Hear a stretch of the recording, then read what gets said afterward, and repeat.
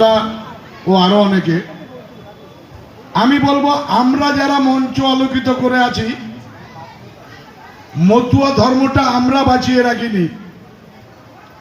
আমার ঠাকুরের কথা, আমি হতে আমার নাম বড়, আমার নামের থেকে আমার ভক্ত বড়, সেই সমস্ত অগণিত ভক্তের কে আমার প্রণাম জানিয়ে বলি, যারা অত্যন্ত কষ্ট করে কাজ কামাই করে সবকিছুকে দূরে সরিয়ে রেখে অকামনা প্রেম মুক্তিকে পাথেয় করে ষড়রিপু থেকে দূরে সরে থেকে দল গুছিয়ে নিয়ে দল নিয়ে এসছেন, সেই সমস্ত দলপতি গোসাই পাগল আজকে এই ধর্মটাকে বাঁচিয়ে রেখেছেন।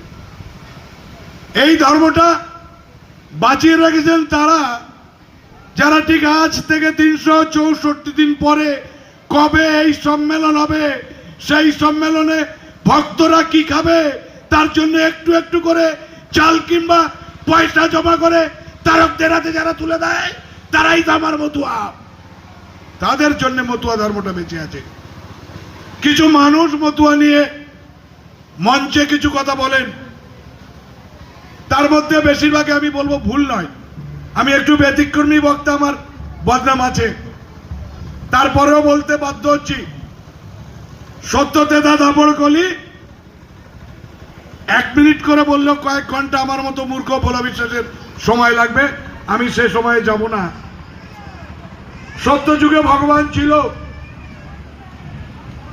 বিষ্ণু সত্যের ভগবান, ত্রেতায় রামচন্দ্র ভগবান, তারপরে কৃষ্ণ ভগবান, কলির প্রথম লগ্নে চৈতন্যদেব ভগবান। আর আজ থেকে মাত্র 218 বছর আগে কলির শেষ লগ্নে একেবারে নতুন একজন ভগবান, যার নাম হরিচাঁদ ঠাকুর। এত ভগবান ছিল, এত ধর্ম ছিল, তারপরেও মানুষের প্রয়োজনে কেন জন্মাতে হলো? আমি রামায়ণ বললে অনেক সময় লাগবে, দরকার নেই।